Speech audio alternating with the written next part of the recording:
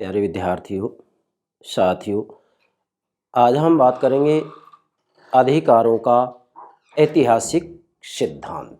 जैसा कि मैंने यहाँ नोट किया, अधिकारों का ऐतिहासिक सिद्धांत। देखिएगा, वास्तव में अधिकार कहते किसे हैं, इसके क्या तत्व या विशेषताएं हैं, इसका क्या स्वरूप है, इससे संबंधित वीडियो मैंने अपलोड कर दी है, प्लेलिस्ट में देखिएगा। अगली बात यह है कि वास्तव में अधिकारों की उत्पत्ति, इसका विकास, इसका स्वरूप, इसका महत्व, इन बातों को लेकर समय समय पर विभिन्न प्रकार के ये प्रश्न अस्तित्व में आते हैं कि भाई अधिकारों की उत्पत्ति कैसे हुई है। इन प्रश्नों के अलग अलग उत्तर दिए गए, अर्थात वास्तव में अधिकारों के संबंध में अधिकारों की उत्पत्ति, जैसा मैंने यहाँ नोट भी किया है, उत्पत्ति, विकास, स्वरूप, महत्व पर वास्तविक रूप में अनेकों प्रश्नों के रूप में अनेकों विचार अस्तित्व में आते हैं और उन विचारों की परिणति विभिन्न सिद्धांतों के रूप में होती है, जिन्हें कि अधिकारों के सिद्धांत की संज्ञा दी जाती है। और इसमें विशेषकर 5 सिद्धांत होते हैं, जिनमें से मैंने पहला सिद्धांत, जो कि सबसे पुराना सिद्धांत है, प्राकृतिक अधिकारों का सिद्धांत, मैंने अपलोड कर दिया है, प्लेलिस्ट में देखिएगा। दूसरा सिद्धांत कानूनी अधिकारों का सिद्धांत है, यह भी मैंने अपलोड कर दिया है, प्लेलिस्ट में देखिएगा। आज हम अधिकारों के तीसरे सिद्धांत की बात कर रहे हैं। उस सिद्धांत का नाम क्या है? अधिकारों का ऐतिहासिक सिद्धांत। सबसे पहली ये बात आपको समझनी है कि वास्तविक रूप में अधिकारों की उत्पत्ति, विकास, स्वरूप और महत्व पर समय समय पर विभिन्न प्रकार के प्रश्न अस्तित्व में आए हैं और इन प्रश्नों के संबंध में जो विचार दिए गए हैं, उन विचारों की अभिव्यक्ति विभिन्न सिद्धांतों के रूप में होती है। ये सिद्धांतों के मैंने आपको नाम गिना दिए हैं, फिर से दोहरा रहा हूँ। पहला सिद्धांत प्राकृतिक अधिकारों का सिद्धांत है, दूसरा कानूनी अधिकारों का सिद्धांत है, तीसरा ऐतिहासिक सिद्धांत है, चौथा आदर्शवादी सिद्धांत है और पांचवा समाज कल्याण का सिद्धांत है, जिसमें आज हम वास्तविक रूप में तीसरे सिद्धांत की बात कर रहे हैं, अधिकारों का ऐतिहासिक सिद्धांत। भाई, अधिकारों का ऐतिहासिक सिद्धांत क्या कहता है? यह सिद्धांत ये कहता है कि वास्तव में ये अधिकारों को इतिहास की देन मानता है। ध्यान देंगे, क्या यह सिद्धांत अधिकारों को इतिहास की देन मानता है, परंपराओं की देन मानता है, रीति रिवाजों की देन मानता है। इस सिद्धांत का कहना है कि वास्तविक रूप में अधिकार राज्य के द्वारा बनाए गए कानूनों के माध्यम से अस्तित्व में नहीं आते हैं।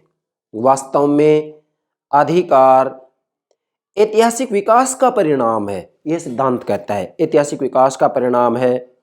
वास्तव में इतिहास में विभिन्न प्रकार की जो परंपराएं थी, जो रीति रिवाज थे, उनकी अभिव्यक्ति अधिकारों के रूप में होती है। इतिहास में ऐसे अनेकों परंपराएं रही हैं, जिन परंपराओं को समाज के द्वारा, राज्य के द्वारा भी मान्यता दी गई थी। अर्थात इस सिद्धांत का मूलतः कहना ये है कि वास्तव में अधिकार ऐतिहासिक विकास की देन है, परंपराओं की देन है, रीति रिवाजों की देन है, न कि राज्य के द्वारा बनाए गए कानूनों की अभिव्यक्ति है। अर्थात इस सिद्धांत का कहना यह है कि अधिकार इतिहास की देन है, यह राज्य के द्वारा बनाए गए कानूनों की देन नहीं है। ये बात आपको ध्यान में रखनी है, ठीक है। अब हम इसको एक एक बात को समझा रहे हैं। क्या मैंने यहाँ ये डायग्राम बनाया जिससे कि आप अधिकारों का जो ऐतिहासिक सिद्धांत है इसको बहुत अच्छे से समझे। डियर स्टूडेंट्स, मैं यहाँ औपचारिकता नहीं निभा रहा हूँ, मैं समग्र रूप में राजनीति विज्ञान को समझाना चाहता हूँ। राजनीति विज्ञान का संपूर्ण सिलेबस पाठ्यक्रम मेरे यूट्यूब चैनल पर मैं मेरे प्यारे विद्यार्थियों को उपलब्ध कराऊंगा, ये मैं विश्वास के साथ कह रहा हूँ। और हम यहाँ तड़क भड़क दिखावे की बात नहीं करेंगे। जैसा कुछ विद्यार्थी मुझे बार बार कहते हैं कि सर PDF उपलब्ध कराइएगा। भाई, ये PDF ही है आपके लिए। मैंने सारी बातें नोट कर दी हैं और एक एक बात मैं समझाऊँगा। नोट इसलिए की हैं कि PDF का काम करें ये।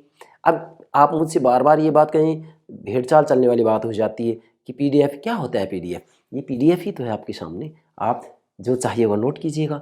मुझे जो मूल उद्देश्य है, क्या कह रहा हूँ, मेरा जो मूल उद्देश्य है वो ये है कि मैं राजनीति विज्ञान को समझाना चाहता हूँ। मैं केवल आपकी रजिस्टर कॉपियाँ भरवाना नहीं चाहता, मैं आपको समझाना चाहता हूँ। और कुछ महत्वपूर्ण बातें जो नोट करने की होती हैं मैं प्रत्येक टॉपिक के साथ में नोट कर देता हूँ। ये सारी बातें आप नोट कीजिएगा और एक एक बात समझिएगा। कहाँ दिक्कत आ रही है आपको, कहीं कोई परेशानी ही नहीं है, आप समझें।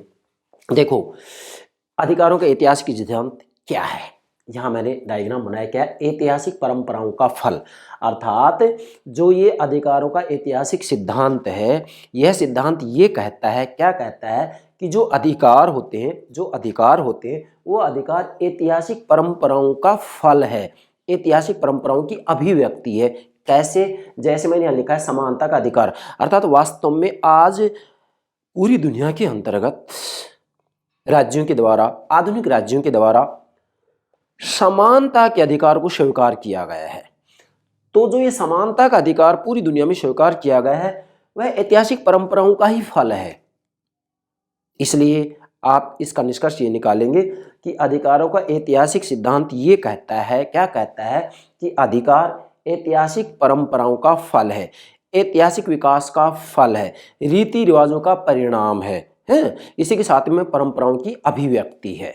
ये सिद्धांत ये कहता है। फिर मैंने यहाँ नोट किया है मुख्य आधार रीति रिवाज। मुख्य आधार अर्थात वास्तविक रूप में यहाँ जो ये ऐतिहासिक सिद्धांत है वो ये कहता है कि वास्तव में अधिकारों का जो मुख्य आधार होता है वह रीति रिवाज होता है। मतलब जो रीति रिवाज होते हैं उन्हें ही समाज के द्वारा मान्यता दी जाती है, राज्य के द्वारा मान्यता दी जाती है। कौन कहता है? अधिकारों का ऐतिहासिक सिद्धांत। अर्थात इसका कहना यह है कि वास्तव में अधिकारों का मुख्य आधार रीति रिवाज होता है, मुख्य आधार रीति रिवाज होता है, परंपराएं होती हैं। और वास्तव में जो ऐतिहासिक परंपराएं हैं या ऐतिहासिक विकास का जो फल है वह अधिकारों के रूप में सामने आता है। मूलतः इस सिद्धांत का ये कहना है, क्या कहना है कि अधिकार ऐतिहासिक विकास की अभिव्यक्ति है, परंपराओं की अभिव्यक्ति है, रीति रिवाजों की अभिव्यक्ति है। समाज के अंतर्गत जो परंपराएं प्रचलित होती हैं उन्हीं को राज्य के द्वारा मान्यता दी जाती है, समाज के द्वारा मान्यता दी जाती है। मीन्स क्या? यह सिद्धांत, फिर कह रहा हूं, यह सिद्धांत ये कहता है कि अधिकार ऐतिहासिक विकास की अभिव्यक्ति है, अधिकार ऐतिहासिक परंपराओं का फल है, अधिकार रीति रिवाज और परंपराओं की अभिव्यक्ति है। क्लियर? अब आगे बढ़ते हैं हम। महत्वपूर्ण बातें मैंने यहाँ लिखा है लक्षण, अर्थात जो अधिकारों का ऐतिहासिक सिद्धांत, इसके मुख्य मुख्य लक्षण क्या बनते हैं, मुख्य मुख्य लक्षण क्या बनते हैं। ये जो डायग्राम मैंने बनाया इसके आधार पर सारी बातें स्पष्ट हो जाएंगी। अब केवल इसके आधार पर, इससे बाहर कुछ है ही नहीं। यस, समझें, मैं औपचारिकता नहीं निभा रहा हूँ।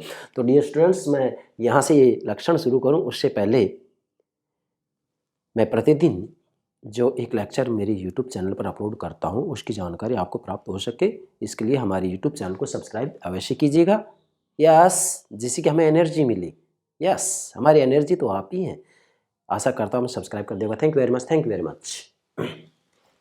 मुख्य लक्षण क्या क्या है ऐतिहासिक सिद्धांत के, नोट करें। यह सिद्धांत मीन्स अधिकारों का ऐतिहासिक सिद्धांत, यह सिद्धांत अधिकारों को इतिहास की देन मानता है। मतलब ये सिद्धांत जैसे कानूनी अधिकारों के सिद्धांत ये कहता है कि भाई अधिकार राज्य के द्वारा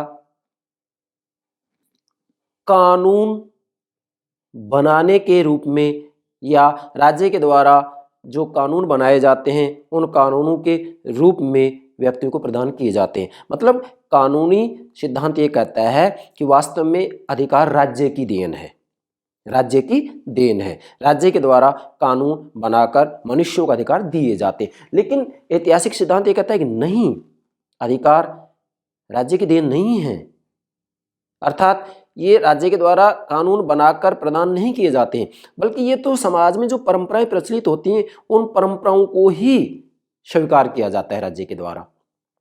ठीक है, तो ध्यान दें, यह सिद्धांत अधिकारों के इतिहास की देन मानता है, नोट कीजिएगा। और इस सिद्धांत से संबंधित जो महत्वपूर्ण विद्वान हैं वो बर्क और ऋषि हैं। क्या? और भी बहुत है, लेकिन महत्वपूर्ण बर्क और ऋषि हैं, ऋषि हैं, नोट कीजिएगा, एग्जाम पूछा जाता है। अगली बात, अधिकार राज्य की बुद्धि का परिणाम न होकर ऐतिहासिक परंपराओं का फल है। अब नोट कीजिएगा, क्या अधिकार राज्य की बुद्धि का परिणाम नहीं होकर, मतलब जैसे जो कानूनी सिद्धांत है ना अधिकारों का, वो तो क्या कहता है कि अधिकार राज्य की बुद्धि का परिणाम है, राज्य के द्वारा वास्तविक रूप में कानून बना करके हैं और मनुष्यों को अधिकार दिए जाते हैं। कानूनी अधिकारों का सिद्धांत तो ये कहता है, लेकिन ये सिद्धांत क्या कह रहा है कि अधिकार राज्य की बुद्धि का परिणाम न होकर, मतलब राज्य की बुद्धि का परिणाम नहीं है, ये राज्य की बुद्धि का परिणाम न होकर ऐतिहासिक परंपराओं का फल है, ऐतिहासिक परंपराओं का फल है। अर्थात इसका जो मुख्य आधार है वो रीति रिवाज और परंपराएं हैं। क्लियर? चलो आगे बढ़ते हैं। अब यहाँ एक विद्वान है, कौन? ऋषि, जो कि अधिकारों के ऐतिहासिक सिद्धांत का सबसे महत्वपूर्ण विद्वान है। क्या कह रहे ऋषि? जिन अधिकारों के बारे में लोग सोचते हैं, जिन अधिकारों के बारे में लोग सोचते हैं कि वे उनके पास होने चाहिए, कि वे अधिकार उनके पास होने चाहिए, लोग जैसा सोचते हैं कि भाई ये अधिकार हमें मिलने चाहिए, सोचते हैं, वे वही अधिकार हैं जिन्हें प्राप्त करने की उनकी आदत बन गई है या जो परंपराओं के अनुसार कभी उन्हें प्राप्त थे। कौन कह रहे हैं ये बात? ऋषि कह रहे हैं। तो यहाँ पर भी ये बात स्पष्ट हो रही है, अर्थात क्या कि परंपराओं और रीति रिवाज ही वास्तव में अधिकारों के आधार होते हैं, अर्थात जो अधिकार होते हैं वो ऐतिहासिक विकास का परिणाम है। यस, आगे बढ़ते हैं। परंपराओं के आधार पर सभी राज्यों में समानता के अधिकार को मान्यता प्राप्त है, ये भी इसका मुख्य लक्षण होगा। इसका मतलब ये है कि आधुनिक समय में पूरी दुनिया के अंतर्गत राज्यों के द्वारा किसी न किसी रूप में समानता के अधिकार को मान्यता दी गई है। तो जो समानता के अधिकार को मान्यता दी गई है वह वास्तविक रूप में परंपराओं की ही अभिव्यक्ति है, ऐतिहासिक विकास की अभिव्यक्ति है, ऐतिहासिक परंपराओं का ही फल है। ठीक है, ये हो गया इसका मुख्य लक्षण, किसका? अधिकारों का ऐतिहासिक सिद्धांत का। अब इसके बाद में अगली बात ये लेते हैं कि भाई ये बात सत्य है कि वास्तव में अधिकारों का जो आधार है परंपराएं और रीति रिवाज होते हैं। ये बात भी सत्य है कि अधिकार ऐतिहासिक विकास का फल है। यह बात भी सत्य है कि अधिकार ऐतिहासिक परंपराओं की अभिव्यक्ति है। ठीक है, परंतु इस आधार पर यह नहीं कहा जा सकता कि अधिकारों का आधार केवल परंपराएं ही होती हैं, केवल रीति रिवाज ही होते हैं, केवल इतिहास ही होता है। नहीं, ऐसा नहीं कहा जा सकता। क्यों? क्योंकि अधिकारों के अनेकों स्रोत होते हैं और उन स्रोतों में हम वास्तव में राज्य के द्वारा जो कानून बनाए जाते हैं उसको स्रोत मानेंगे, परंपराओं को, रीति रिवाज को, नैतिकता को और जनमत को वास्तविक रूप में अधिकारों का स्रोत मानते हैं। जिनमें से जो अधिकारों के ऐतिहासिक सिद्धांत है वह अधिकारों का स्रोत इतिहास को मानता है, परंपराओं को मानता है, रीति रिवाजों को मानता है। ठीक है, तो इस आधार पर आप कह सकते हैं कि इस सिद्धांत में भी कुछ कमियां हैं। कमियां ये हैं कि यह सिद्धांत अधिकारों का आधार केवल इतिहास को मानता है, परंपराओं को मानता है, रीति रिवाजों को मानता है। तो इस आधार पर यह कहा जा सकता है कि यह सिद्धांत रूढ़िवादिता को बढ़ावा देता है। किसको? रूढ़िवादिता को बढ़ावा देता है। और आज के वैज्ञानिक युग में है, प्रगतिशील समाज में इस सिद्धांत को पूर्ण रूप में स्वीकार नहीं किया जा सकता। ठीक है, अब हम इसकी आलोचना देखेंगे क्या क्या कमी है। जैसा कि मैंने पृष्ठभूमि में संकेत कर दिया है कि इसमें क्या कमी हो सकती है। नंबर 1, क्या कई अधिकार इतिहास की उपज नहीं होते। अर्थात आलोचकों का कहना है कि भाई ये सिद्धांत तो ये कहता है कि अधिकारों का जो मुख्य आधार होता है वो रीति रिवाज है बस, या ऐतिहासिक परंपराएं हैं। ठीक है, लेकिन आलोचक कह रहे हैं कि कुछ अधिकार ऐसे होते हैं जो इतिहास की उपज नहीं होते हैं, परंपराओं की अभिव्यक्ति नहीं होते हैं, रीति रिवाजों की अभिव्यक्ति नहीं होती हैं, इतिहास की देन नहीं होती हैं। कैसे? जैसे आप देखेंगे आधुनिक समय में काम का अधिकार, शिक्षा का अधिकार, अवकाश प्राप्ति का अधिकार, संवैधानिक उपचारों का अधिकार, ये इतिहास की देन नहीं है, ऐतिहासिक परंपराओं की अभिव्यक्ति नहीं है, रीति रिवाज या परंपराओं की अभिव्यक्ति नहीं है। ठीक है, कैसे? अब ध्यान दें, इनसे संबंधित इतिहास में कोई परंपराएं नहीं हैं। ध्यान दें, अर्थात जो आधुनिक समय में अधिकार दिए गए हैं पूरी दुनिया में किसी न किसी रूप में स्वीकार किए गए हैं। भारत की बात आए तो वास्तविक रूप में शिक्षा है, संवैधानिक उपचारों, इन अधिकारों की बात की गई है। चाइना की बात करते हैं, चीन की बात करते हैं तो वहाँ पर काम के अधिकार की बात की गई है। तो मेरा कहने का भावार्थ ये है कि वास्तव में आलोचकों का कहना ये है कि इनसे संबंधित इतिहास में कोई परंपरा नहीं थी। किनके संबंध में? काम, शिक्षा, अवकाश प्राप्ति, संवैधानिक उपचारों के अधिकार की बात की जा रही। इसलिए आलोचकों ने कहा है कि भाई कुछ अधिकार ऐसे होते हैं जो कि इतिहास की उपज नहीं होते हैं, ऐतिहासिक परंपराओं की अभिव्यक्ति नहीं होते हैं। इसमें कुछ सच्चाई भी है। दूसरा, कई परंपराएं अधिकार नहीं होने चाहिए। अब ध्यान दें भाई, अधिकारों का ऐतिहासिक सिद्धांत स्पष्ट रूप में कह रहा है, क्या कह रहा है? कि अधिकार ऐतिहासिक परंपराओं का ही फल है, अर्थात वास्तव में अधिकारों का मुख्य आधार रीति रिवाज और परंपराएं ही होते हैं। मतलब समाज में जो परंपराएं प्रचलित होती हैं, जो मान्यताएं प्रचलित होती हैं, उन्हीं को राज्य के द्वारा, समाज के द्वारा स्वीकार किया जाता है। परंतु आलोचकों का कहना है कि ये बात गलत है। क्या? कि सभी परंपराओं को अधिकार का रूप नहीं दिया जा सकता है। क्या बिंदु बनाया मैंने? कई परंपराएं अधिकार नहीं होने चाहिए। अब जैसे मान लो भाई, हम भारतीय समाज की बात करते हैं, जैसे हमारे यहाँ सती प्रथा है, एक परंपरा थी, बाल विवाह, छुआछूत, दास प्रथा और दहेज प्रथा। ये परंपराएं थी। अभी भी दहेज प्रथा जारी है, छुआछूत अभी भी जारी है, कानून बना दिया गया, उसके बावजूद भी ये प्रचलित हैं। तो डेफिनेटली आप स्वयं देखिएगा कि भाई हमारे समाज की बात आती है, मतलब इस सिद्धांत की बात की जाए तो हम ये कहेंगे कि भाई जो रीति रिवाज और परंपराएं होती हैं उन्हीं की अभिव्यक्ति अधिकारों के रूप में होती है। तो फिर ये तो परंपराएं हैं। जैसे कि सती प्रथा है, सती प्रथा समाप्त कर दी गई है, राजा राम मोहन राय के द्वारा विशेष प्रयास किया गया था, ठीक है। सती प्रथा, बाल विवाह, इसके बारे में भी सरकारें कानून बना रही हैं। छुआछूत के बारे में कानून बना दिया गया, दास प्रथा समाप्त कर दी गई, दहेज प्रथा के बारे में कानून है परंतु अभी प्रचलित है। तो कहने का भावार्थ ये है कि क्या अब जो ये परंपरा है इनको अधिकारों का रूप दिया जा सकता है? नहीं दिया जा सकता। सभी परंपराओं को अधिकारों का रूप नहीं दिया जा सकता। जबकि ये सिद्धांत तो क्या कह रहा है कि अधिकार ऐतिहासिक परंपराओं की अभिव्यक्ति, जो परंपराएं प्रचलित होती हैं उन्हीं को मान्यता दे दी जाती है। लेकिन ये बात गलत है, सभी परंपराओं को अधिकारों का रूप नहीं दिया जा सकता। जैसे सती प्रथा, बाल विवाह, छुआछूत, दास प्रथा, दहेज प्रथा, क्या इनको अधिकारों का रूप दिया जा सकता है? नहीं दिया जा सकता है। क्यों नहीं दिया जा सकता?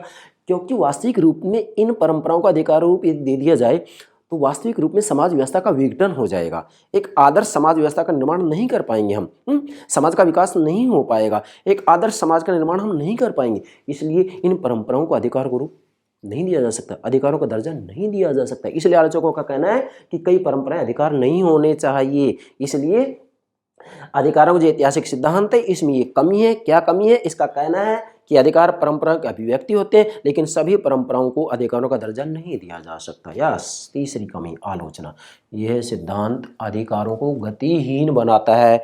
यह सिद्धांत अधिकारों को गतिहीन बनाता है। गतिहीन कैसे बनाएगा? कि भाई यहाँ स्पष्ट रूप में कहा गया है कि अधिकार ऐतिहासिक परंपराओं की अभिव्यक्ति है, रीति रिवाजों की अभिव्यक्ति है, परंपराओं की अभिव्यक्ति है। लेकिन मुझे बताइएगा कि रीति रिवाज जो होते हैं, जो परंपराएं होती हैं, उन्हीं को यदि अधिकार मान लिया जाए, मतलब उसको कानूनी मान्यता दे दी जाए, सरकार के द्वारा, राज्य के द्वारा, समाज के द्वारा मान्यता दे दी जाए, तो फिर आधुनिक समय में तो पूरी दुनिया ही परिवर्तनशील है। वैसे भी मनुष्य का स्वभाव परिवर्तनशील होता है। तो परंपराओं के आधार पर ही यदि अधिकार अस्तित्व में आएंगे तो फिर डेफिनेटली समय के हिसाब से अधिकारों में परिवर्तन नहीं हो पाएगा, मतलब अधिकार गतिशील नहीं बन पाएंगे। इस आधार पर आप कह सकते हैं कि यह सिद्धांत अधिकारों को गतिहीन बनाता है। कैसे? हमें नोट भी कर दें यहाँ कि परंपराओं को आधार मानने से अधिकारों का विकास रुक जाता है। मतलब केवल केवल केवल परंपराओं को ही यदि अधिकारों का आधार मान लिया जाए तो वास्तविक रूप में अधिकारों का विकास रुक जाएगा। मतलब केवल परंपराओं की अभिव्यक्ति ही अधिकारों के रूप में हो तो इससे समय के हिसाब से बदलते विश्व में अधिकारों का रूप नहीं बदला जा सकेगा। इसलिए इस आलोचना में भी सच्चाई है। अगली बात मैंने यहाँ नोट की है, अधिकारों को विकासशील बनाने के लिए आधुनिक वैज्ञानिक युग में केवल इतिहास पर निर्भर नहीं हो सकते। मतलब आधुनिक वैज्ञानिक युग में केवल इतिहास के ऊपर निर्भर नहीं रहा जा सकता है। समय बदल रहा है, उसके हिसाब से व्यक्ति की आवश्यकताओं में परिवर्तन होगा तो डेफिनेटली अधिकारों में भी परिवर्तन करना जरूरी हो जाएगा। समय के हिसाब से विभिन्न प्रकार के अधिकार दिए जाएंगे, पुराने अधिकारों को समाप्त किया जाता रहेगा। जैसे मैं आपको भारत का उदाहरण दूं, भारत में वास्तविक रूप में मूल संविधान में 6 मौलिक अधिकार थे, जिसमें से एक अधिकार संपत्ति का अधिकार ही मौलिक अधिकार था। परंतु वर्तमान समय में संपत्ति का अधिकार एक मौलिक अधिकार नहीं है, केवल कानूनी अधिकार है। वह परिवर्तन, अब मान लीजिए कि केवल परंपराओं की यहाँ बात आ जाती है तो फिर क्या इसको परिवर्तन किया जा सकता था? नहीं किया जा सकता, लेकिन परिवर्तन किया गया। और वैसे भी देखा जाए तो यहाँ वास्तविक रूप में हम ये कहेंगे कि भाई मनुष्य का स्वभाव ही परिवर्तनशील है, तो उसके हिसाब से उसकी आवश्यकताएं बदलेंगी तो डेफिनेटली भाई राज्य के द्वारा लोगों को जो सुविधाएं दी जाती है, सुविधाएं तो अधिकार हैं, तो फिर सुविधाएं भी परिवर्तित होंगी तो अधिकार ही परिवर्तित होंगे, और अधिकार परिवर्तित होंगे तो इसलिए कह सकते हैं कि यह सिद्धांत ये कहता है कि अधिकार केवल परंपराओं की अभिव्यक्ति हैं। गलत है। ठीक है, नोट कीजिएगा। अब अंत में हम लेते हैं इसका महत्व। हमने इसकी कमी बता दी कि भाई ऐतिहासिक सिद्धांत में कमियां हैं, बिल्कुल सत्य है। इस सिद्धांत में कमियां, कोई भी सिद्धांत सर्वगुण संपन्न नहीं हो सकता है, सभी सिद्धांतों में कमियां होती हैं। जैसे हम किसी व्यक्ति के बारे में कह सकते हैं कि भाई कोई भी व्यक्ति सर्वगुण संपन्न नहीं होता है, व्यक्ति में अच्छाई भी होती है, बुराई भी होती है, गुण भी होते हैं, दोष भी होती हैं। ठीक इसी प्रकार से सिद्धांतों के अंतर्गत भी गुण भी होते हैं, दोष भी होते हैं, अच्छाइयाँ भी होती हैं, बुराइयाँ भी होती हैं। कोई भी सिद्धांत सर्वगुण संपन्न नहीं होता है। तो डेफिनेटली अधिकारों के ऐतिहासिक सिद्धांत इसमें भी कुछ कमियां हैं, लेकिन कमियां होने के बाद में हम ये कहेंगे कुछ इसमें अच्छाइयाँ भी होती हैं, कुछ देन भी होती है। तो यही बात इसके ऊपर लागू होगी। क्या इसका कुछ महत्व भी है? क्या महत्व है? अधिकारों के विकास में इतिहास का महत्वपूर्ण योगदान रहा है। अब ध्यान देंगे, वास्तव में अधिकारों के विकास में इतिहास का बहुत ज़्यादा योगदान रहा है। वर्तमान समय में आप देखिएगा कि समानता के अधिकार को किसी न किसी रूप में सभी राज्यों के द्वारा स्वीकार किया गया है।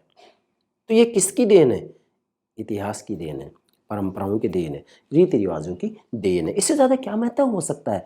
और अगली बात, बहुत से अधिकार परंपराओं पर आधारित हैं, अर्थात आधुनिक समय में राज्यों के द्वारा जो अधिकार दिए गए हैं व्यक्तियों को, वास्तव में उन अधिकारों में ज़्यादातर अधिकार ऐसे हैं जो परंपराओं पर ही आधारित हैं, और वैसे भी बात सही है कि भाई वास्तव में समाज के अंतर्गत जो मूल मान्यताएं होती हैं, जो परंपराएं होती हैं, जो रीति रिवाज होते हैं, उनमें से जो महत्वपूर्ण परंपराएं और रीति रिवाज होते हैं उनको किसी न किसी रूप में समाज और राज्य के द्वारा मान्यता दे दी जाती है। यस, जिनसे समाज व्यवस्था का विकास हो, राजनीतिक व्यवस्था का विकास हो, व्यक्ति की व्यक्तित्व का विकास हो, उन सब बातों को राज्य और समाज के द्वारा स्वीकार कर लिया जाता है। इसलिए किसी न किसी रूप में हम ये कहेंगे कि आधुनिक दुनिया के अंतर्गत लोगों को जो अधिकार दिए गए हैं, उन अधिकारों में से ज़्यादातर जो अधिकार हैं वो परंपराओं पर ही आधारित है या इतिहास की देन है। ये इसका महत्व है। अंत में अब निष्कर्ष निकालते हैं। इसका महत्व है, आलोचना भी की गई, इसमें कमियां भी हैं, अच्छाइयाँ भी हैं। तो फिर हम निष्कर्ष क्या निकालें, किसकी बात माने? बात ये मानेंगे क्या कि वास्तव में इतिहास की निसंदेह उपेक्षा नहीं की जा सकती। मतलब ये बात हम नहीं कह सकते कि भाई वास्तव में इतिहास अधिकारों का स्रोत नहीं है या रीति रिवाज और परंपराओं का कोई योगदान नहीं है। नहीं, वास्तव में इतिहास, रीति रिवाज, परंपराएं अधिकारों का आधार है और मुख्य आधार है। ये बात सत्य है। लेकिन केवल, अगली बात है, परंतु केवल इतिहास पर निर्भर नहीं रहा जा सकता। अर्थात यहाँ ये नहीं कह सकते कि अधिकार केवल इतिहास की देन है, केवल रीति रिवाजों की देन है, केवल परंपराओं की देन है, केवल ऐतिहासिक विकास का फल है, ऐतिहासिक विकास का परिणाम है, ऐतिहासिक विकास की अभिव्यक्ति है। केवल ये बात नहीं कही जा सकती। ये बात सत्य है। क्या? फिर से दोहराऊं, ये बात सत्य है कि इतिहास की निसंदेह उपेक्षा नहीं की जा सकती है। इतिहास का योगदान है, इतिहास अधिकारों का आधार है, इतिहास अधिकारों का स्रोत है, रीति रिवाज परंपराएं अधिकारों का आधार हैं, परंतु केवल इतिहास पर निर्भर नहीं रहा जा सकता। अर्थात केवल इतिहास ही सब कुछ नहीं है। अधिकारों के अनेकों स्रोत हैं, जिसमें राज्य भी है। अधिकारों का स्रोत, राज्य का भी योगदान होता है, समाज का भी योगदान होता है। यस, इसी के साथ में वास्तविक रूप में हम कहें कि किसी न किसी रूप में जनमत का भी योगदान होता है, नैतिकता का भी योगदान होता है और परंपराओं, रीति रिवाज का भी योगदान होता है। इसलिए केवल अधिकारों का आधार इतिहास को नहीं माना जा सकता। फिर से दोहरा रहा हूँ, निष्कर्ष रूप में नोट कीजिएगा, इतिहास की निसंदेह उपेक्षा नहीं की जा सकती, परंतु केवल इतिहास पर निर्भर नहीं रहा जा सकता। दोनों बातें होगी। ये बात सत्य है कि इतिहास अधिकारों का आधार है, रीति रिवाज परंपराएं अधिकारों का आधार है, परंतु सब कुछ इतिहास नहीं है। सब कुछ इतिहास नहीं है। ये हो गया आपका अधिकारों का ऐतिहासिक सिद्धांत। आशा करता हूँ मेरे प्राणों से प्यारे विद्यार्थियों, आप ये सभी बातें ठीक से समझ गए होंगे। मैं पुनः एक बार आपको कहना चाहता हूँ कि मैं प्रतिदिन जो एक वीडियो अपलोड करता हूँ, ये स्टूडेंट्स, मैं विशेष प्रयास कर आपको समझाने का प्रयास करता हूँ। इसी के साथ ही मैं सभी महत्वपूर्ण बातें मैं यहाँ नोट कर देता हूँ। ये स्टूडेंट्स, आप एक बार हमारी वीडियो को पूरा देखिएगा तो सही।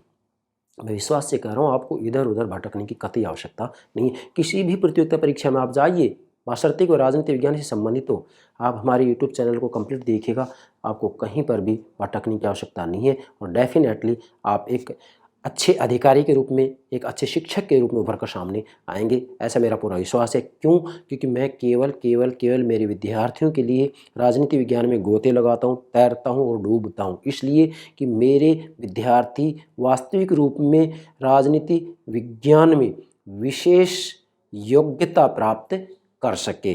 वो वास्तविक रूप में मेरे इस डूबने तैरने, क्या बोला है मैंने, मेरे राजनीति विज्ञान में डूबने, तैरने और गोता लगाने का परिणाम मुझे ये मिलना चाहिए कि मेरे विद्यार्थी सफल होने चाहिए। तो आशा करते हैं सब बातें आपके ठीक से समझ में आ गई होंगी। Yes, thank you very much, thank you very much.